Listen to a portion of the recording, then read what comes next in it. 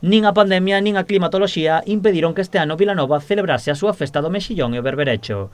A carpa regresou esta edición adaptada á normativa sanitaria. Nas primeiras horas da apertura o ambiente era inferior ao doutros anos, pero iso non impediu que numerosos visitantes se achegaran a probar a gastronomía vilanovesa. Nós somos de Vigo. Bueno, somos de Alicante, pero yo vivo en Alicante, pero soy de Madrid, madrileña. De Bilbao. A oferta gastronómica da carpa é moi variada, aínda que os produtos estrela son o mexillón e o berberecho. Como é a festa do mexillón e do berberecho, lógicamente, mexillóns de varias maneiras, ao vapor, vinagreta, empanada, mexillón tigre e berberechos ao vapor. Hai varios tipos de empanada, ademais da de mexillón, hai de atún e de bacalao con pasas, e paella e pulpo. Nunha edición normal da festa poden chegar a servirse máis de 2000 racións por día.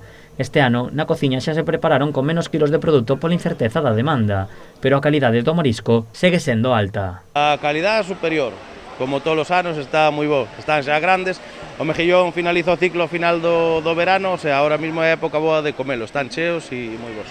E para valorar a calidade do produto, non hai ninguén mellor que os propios clientes. Está moi ben todo, o viño quente, pero o resto moi ben. Que pediches? Pedimos croquetas, empanada e mexillóns tigre, e postre.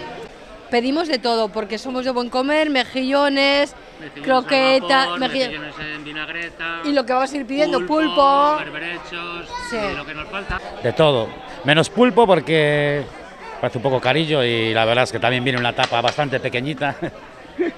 Pero nada, pedimos de todo y la verdad es que está bien. Bastante pulpo.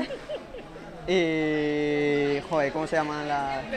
Y berberechos y... Berberechos, mejillones... Y mejillones.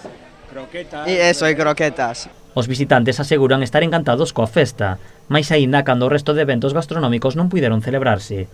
Todos aseguraron que recomendarán a festa e volverán a Vilanova.